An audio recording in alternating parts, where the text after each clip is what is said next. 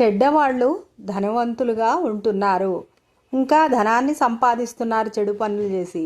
అదే మంచివాళ్ళైతే ఇబ్బందులు కష్టాలు పడుతున్నారు. చెడ్డవాళ్ళు ఎన్నో పాపాలు చేస్తున్నారు, ఎన్నో రకాలైన చెడు పనులు చేస్తున్నారు. అయినా వాళ్ళు ధనవంతులుగా ఉండి చాలా విలాసంగా జీవిస్తున్నారు. వాళ్ళకి కష్టాలే తెలియటం లేదు. అదే మంచివాళ్ళు ఎన్ని మంచి పనులు చేస్తున్నా, ఎంతో మంచిగా ఉంటున్నా అన్నీ కష్టాలే వస్తున్నాయి. ఎందుకు కష్టాలు వస్తున్నాయి? అసలు భగవంతుడే చెప్పాడు కదా, నీవు నీతిగా న్యాయంగా ఉండు, నీకు అంతా మంచే జరుగుతుందని. మరి ఎందుకు ఇలా జరుగుతుంది అని పరి విధాలుగా ఆలోచిస్తాము. ఆ భగవంతుడు చూడడం లేదా? మనకే కనపడుతుంది కదా ఆ చెడ్డవాళ్ళు చెడు పనులు చేస్తున్నారని. మరి ఆయన ఎందుకు చూడడం లేదని చివరకు ఆ భగవంతుడినే అడుగుతాము కూడా. భగవంతుడా, నీకు ఇది న్యాయమా? చెడ్డవాళ్ళకి ధనం బాగా ఇస్తున్నావు, మంచి వాళ్ళకేమో కష్టాలు ఇస్తున్నావు, నీకు ఇది తగునా అని ఎంతో బాధతో ఆ భగవంతుణ్ణి ప్రార్థిస్తాము. ఇప్పుడు దీన్ని మనము ఎలా అర్థం చేసుకోవాలంటే భక్తి ధర్మ కర్మ పరంగా అర్థం చేసుకోవాలి. జాగ్రత్తగా ఆలోచిస్తే అర్థమవుతుంది. కానీ మనము అవన్నీ ఆలోచించుకోము. ఆవేశంగా చివరకు భగవంతుణ్ణే నిందించడానికి సిద్ధపడతాము. అసలు ప్రతిఫలం అనేది కర్మ ఆధారంగా జరుగుతుంది, కర్మ ఆధారంగానే నిర్ణయించబడుతుంది.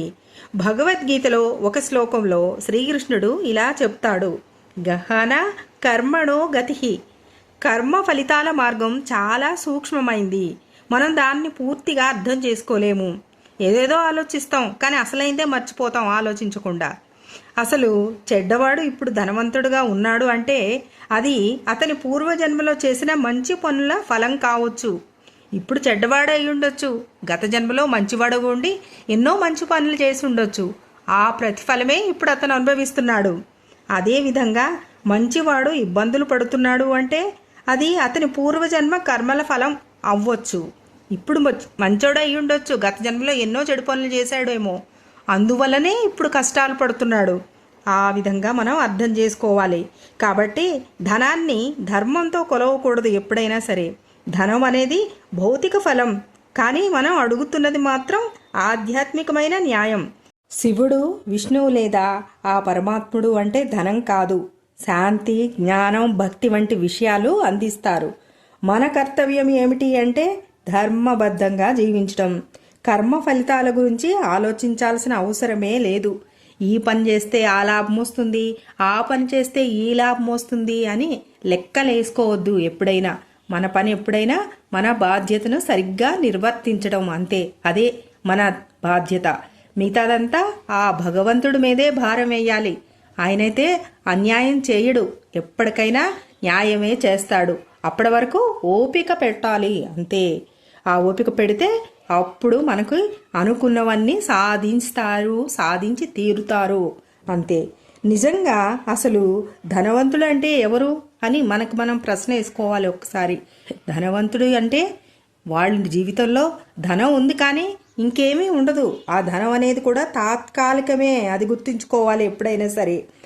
వాళ్ళు శాంతిగా ఉంటున్నారా, సంతోషంగా ఉంటున్నారా అనేది కూడా చూసుకోవాలి. ఆ ధనం అనేది సంతోషాన్ని ఇవ్వదు అనేది స్పష్టంగా కనిపిస్తూనే ఉంటుంది. అయితే మరి నిజమైన ధనవంతుడు ఎవరు అంటే సంతోషం కలవాళ్లే ధనికులు. మనసు అనేది నిశ్చలంగా ఉండడం అనేదే అసలైన సంపద. అది ఎవరి దగ్గర ఉంటుంది? అది మంచి వారికి మాత్రమే లభిస్తుంది. ధర్మంతో ఉన్నవాళ్లే మోక్షానికి అర్హులు. శివుడి దృష్టిలో విలువ భక్తిలో అని శివుడే అన్నాడు కదా. నా దగ్గరకు ఎవరు వస్తారో వాళ్ళు ఎలాంటి వేషంలో ఉన్నారా లేరా అనేది నేను చూడను. ఎవరు నిజంగా పిలుస్తారో నన్ను, ఎవరి హృదయంలో నన్ను ఉంచుకుంటారో వారే నాకు ప్రియమైన వారు అని. అంటే దీన్ని బట్టి చూస్తే మనకు ఏమర్థమవుతుంది అంటే మనకు ఈ జీవితం అనేది యాత్ర లాంటిది. ఇక్కడ మనం ధనాన్ని కోల్పోతాం, కానీ పుణ్యాన్ని భక్తిని సంపాదిస్తాము. మంచి మనసుతో ఉంటే, ధర్మంగా ఉంటే. అదే కదా మోక్షానికి మార్గం.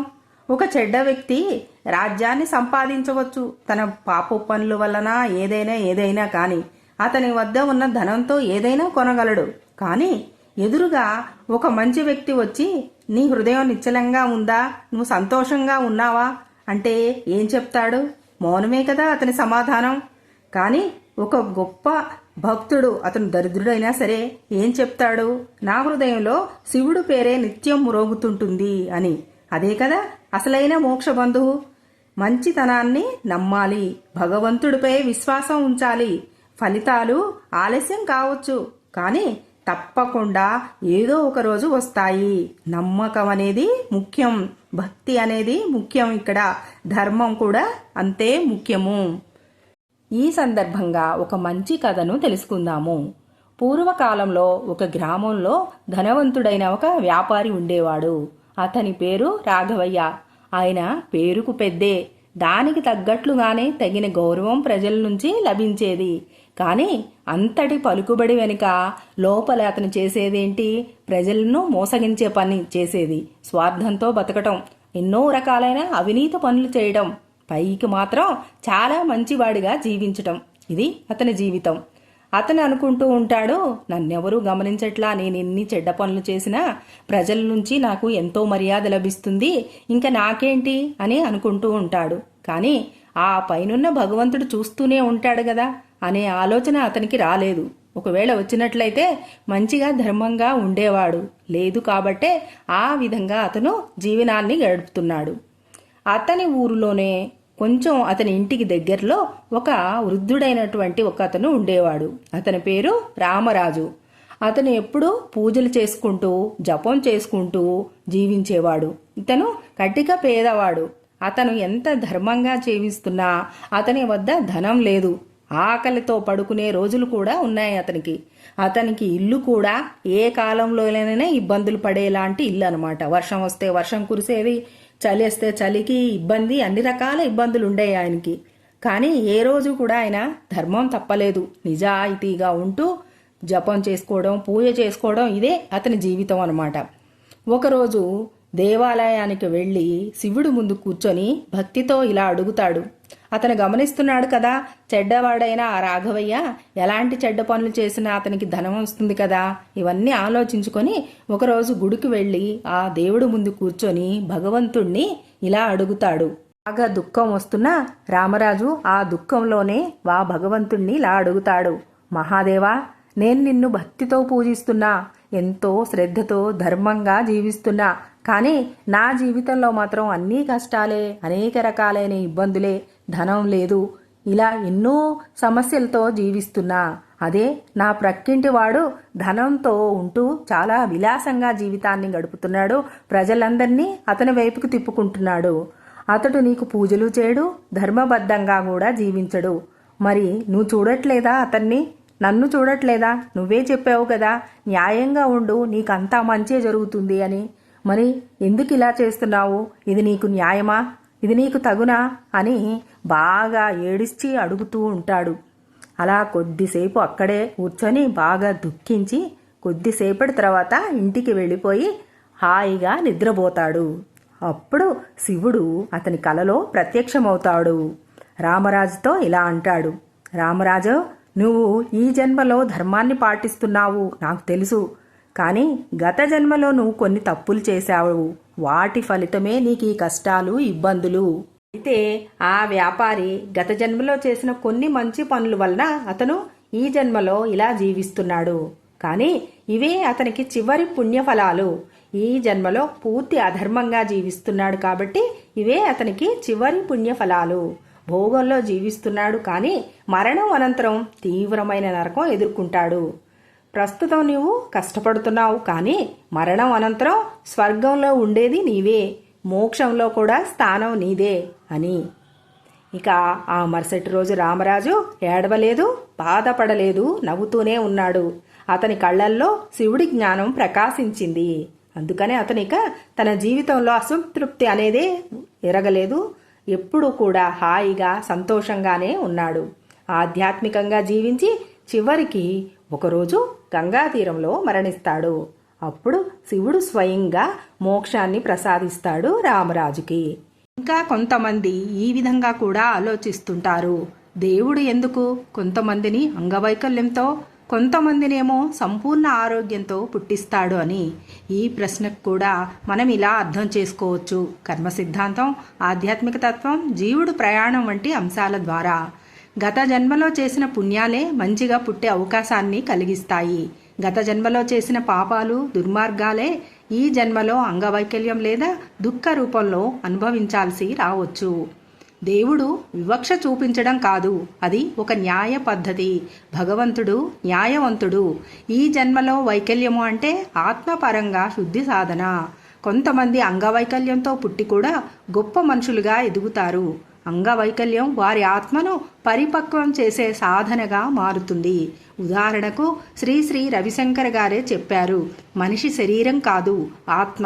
శరీరం దెబ్బతిన్నా ఆత్మ శుద్ధమైతే అదే ముక్తిదారిగా మారుతుంది అని.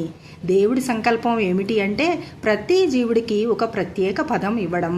భగవంతుడు మనకు తెలియని ఒక గొప్ప దృక్కోణంలో నుంచే అన్ని ప్రాణులకు జ్ఞానం, ప్రయోజనాన్ని నిర్ణయిస్తాడు.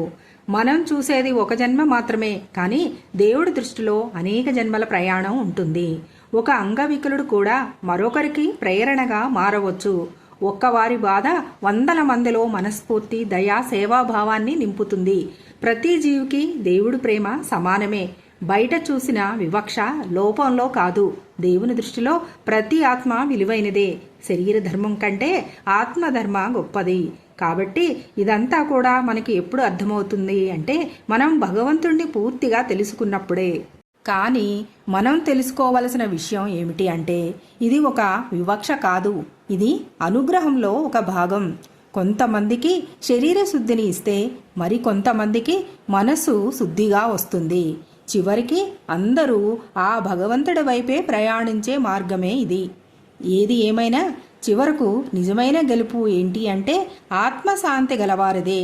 శ్రీరామకృష్ణ పరమహంస గారు చిన్న ఇంట్లోనూ ఏ సంపద లేకుండానే బ్రహ్మజ్ఞాని అయ్యారు. అన్నింటిలోనూ సమృద్ధిగా ఉన్నవారు తప్పకుండా ధన్యులు కాదనడం కాదు, కానీ ఎన్ని ఉన్నా శాంతిగా ఉండని వారు కొందరైతే ఏమీ లేకపోయినా ప్రశాంతంగా ఆత్మతృప్తితో ఉండేవాళ్ళు కొంతమంది. యథాభావం తథా భవతి. మన మనసు ఎలా ఉంటుందో అదే జీవితం అవుతుంది. కాబట్టి దేవుడు ఏ ఒక్కరిని ఒకే విధంగా చూడడు, కానీ అందరినీ సమానంగా ప్రేమిస్తాడు. అసలు కర్మ అనేది మన మనసు, మాట, చేతల ద్వారా చేసిన ప్రతి పని ఫలితంగా మనకు ఓ పరిణామం వస్తుంది. అది మంచి చెడుల అనుభవాలు. ఇవన్నీ గత జన్మలో చేసిన కర్మలు. కానీ మన భవిష్యత్తు కర్మను కూడా మార్చుకోగలమా అంటే అవును, తప్పకుండా మన భవిష్యత్తు కర్మను మార్చుకోవచ్చు.